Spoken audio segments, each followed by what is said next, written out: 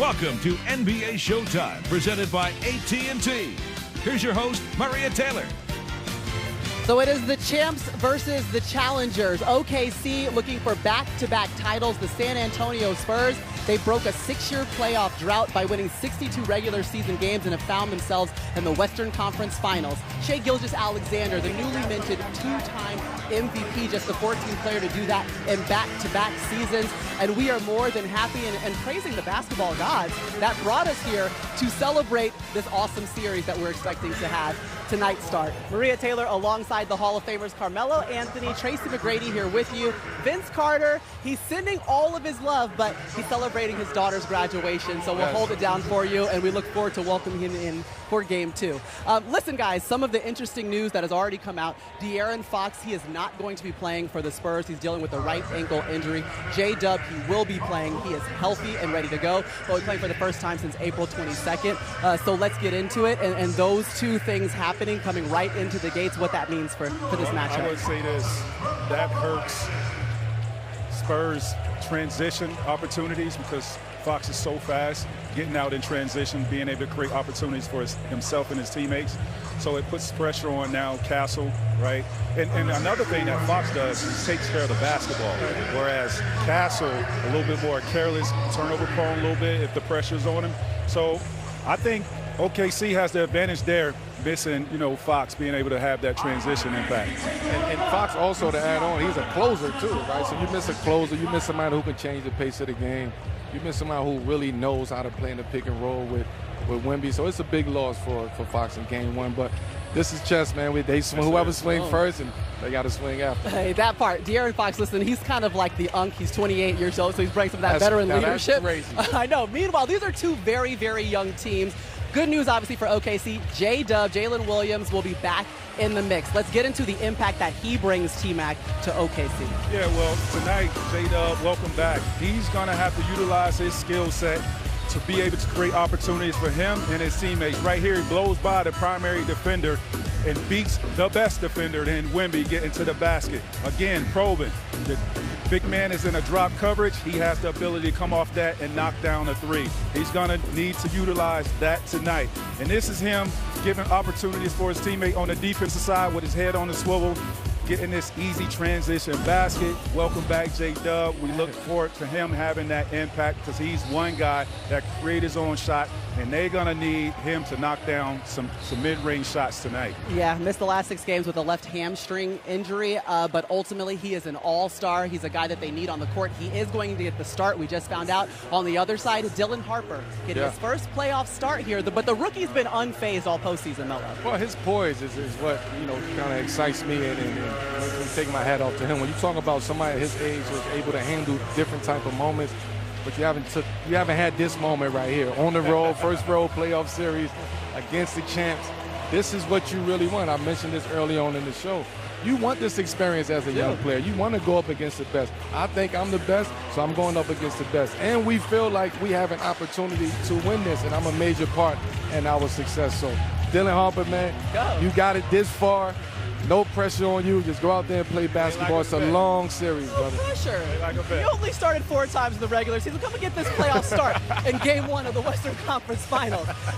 Listen, a guy that has seemed most certainly like a vet throughout his entire time in the NBA, SGA. He's coming off an MVP and NBA title season last year, and Shai Gilgeous-Alexander has put together a sequel that certainly rivals the original, and we've been more than impressed because he kept the Thunder atop the league and earned a 2nd straight MVP.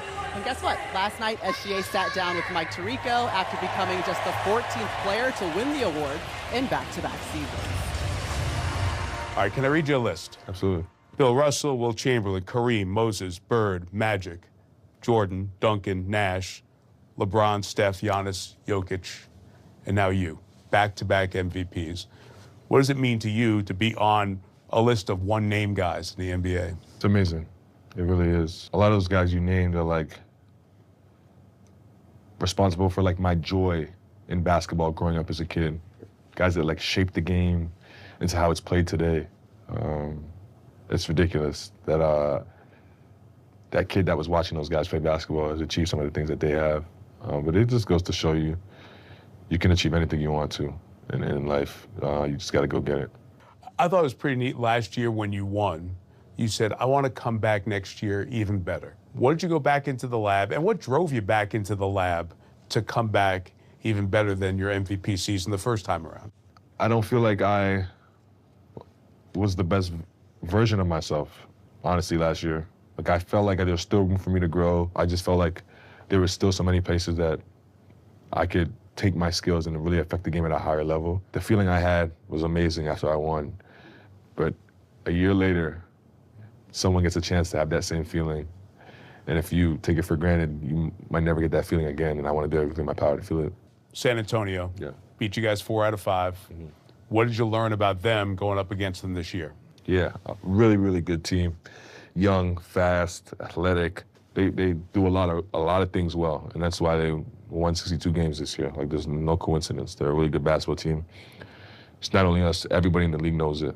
They're hungry, they're young, and they could beat anybody in this league. Victor Wembanyama finished 3rd in the MVP voting. You've gone against him now. He's as unique a player as there is in the league. What have you learned about going against him that you can help your team do better in this series as you face one of the best defenders we've seen in the league? Like you said, he's one of the most unique players we've ever seen in this game. Guys that big usually don't move that well. Just to keep it as simple as that. He's a really good player. Obviously, that young and 3rd in MVP rankings is very, very impressive. And it speaks to the player he is on both sides of the floor. It's going to be a tall task, but I think this team is equipped for the task, no doubt. When does it hit you? When do you get a chance to let it soak in that you've won back-to-back MVPs? I'm not too sure. Like, right now, I'm so wrapped up in, obviously, what we got going on in the playoffs and trying to get to the ultimate goal. Like, today was super cool. Tonight was amazing. Like, all the love was amazing. But I would trade it all for the trophy at the end. So probably sometime in the summertime, to answer your question. I'll sit back and think about the times. Well, listen, SGA will accept that 2nd MVP trophy here tonight, but what's crazy is he improved upon his numbers from his first MVP campaign. The efficiency went up, a career high in assists per game, despite playing a minute fewer per game than he did last season. As you can see, he's a man on a mission with 2 MVPs to tote. Meanwhile, the guys that'll be calling the game, Mike Tirico, Jamal Crawford, Reggie Miller. Great work, first of all, Mike, on the interview. I'm just curious, the main takeaways you got being able to spend some time with SGA.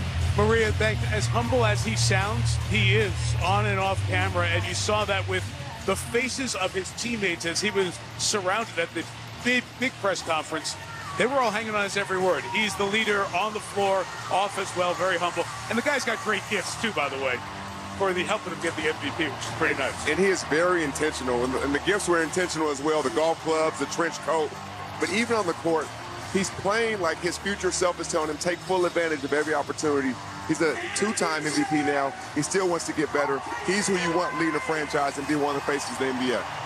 What's interesting with Wemby, now we have a guy that's seen exactly what Shea has gotten and says, you know what?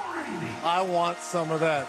And what better way, on what better stage than the conference finals to go against a team that you've beaten 4 times during the regular season and say, I want what they have. This is going to be a great and fascinating matchup of styles between 2 giants in the Western Conference. And you don't need any more motivation, but the Spurs be sitting right over there as they watch him get the MVP, and then they get to go on the floor and try to stop him from beating them in this series.